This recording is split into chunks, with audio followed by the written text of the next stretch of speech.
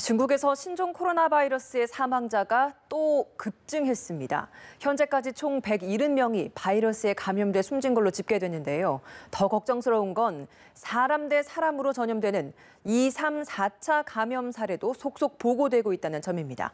자세한 내용은 취재기자 연결해서 들어보겠습니다. 황정현 기자. 네, 말씀하신 대로 신종 코로나 바이러스로 인한 중국 내 사망자가 또 늘었습니다.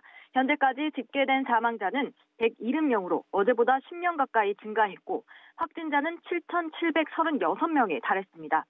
중국 외 지역에서의 확산세 역시 거침이 없는데요. 유럽에서는 프랑스와 독일에 이어 핀란드에서도 첫 확진자가 나왔고 중동에서도 아랍에미리트에서 우한에서 온 중국인 가족 4명이 확진 판정을 받았습니다. 이런 가운데 우려했던 2차 감염 사례가 점차 늘고 있는 모양새입니다. 교도통신과 NHK에 따르면 우한 여행객을 태운 버스에 동승했던 40대 안내원이 신종 코로나 바이러스에 감염된 것으로 확인됐습니다.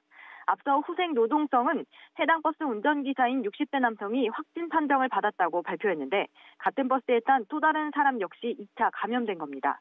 현재까지 언론 등에 보도된 2차 감염 사례는 일본을 비롯해 독일과 대만, 베트남에서 나왔습니다. 중국 내에서는 3, 4차 감염 사례까지 나온 것으로 전해지고 있습니다. 네, 상황이 이렇게 점차 악화되다 보니 세계보건기구 WHO가 신종 코로나 바이러스와 관련해서 긴급위원회를 다시 소집했다고요? 네, 그렇습니다. 세계보건기구 WHO는 현지 시간으로 30일 오후 1시 30분, 우리 시간으로는 밤 9시 30분 긴급위원회를 재소집하기로 했습니다. 안건은 신종 코로나 바이러스에 대한 국제적 비상사태 선포 여부입니다. 앞서 WHO는 지난 22일에서 23일 열린 긴급위원회에선 아직 국제적 비상사태를 선포할 단계가 아니라고 결론 내렸는데요. 조금 전 전해드린 것처럼 일본과 독일, 베트남 등에서 사람 간 전염 사례가 확인됐다며 재소집 이유를 밝혔습니다. 아울러 중국 외 지역에서 바이러스가 확산될 가능성도 있다고 덧붙였습니다. 국제적 비상사태가 선포되면 해당 지역에 대한 체계적인 조사와 더불어 여행과 교역, 국경 간 이동도 제한됩니다.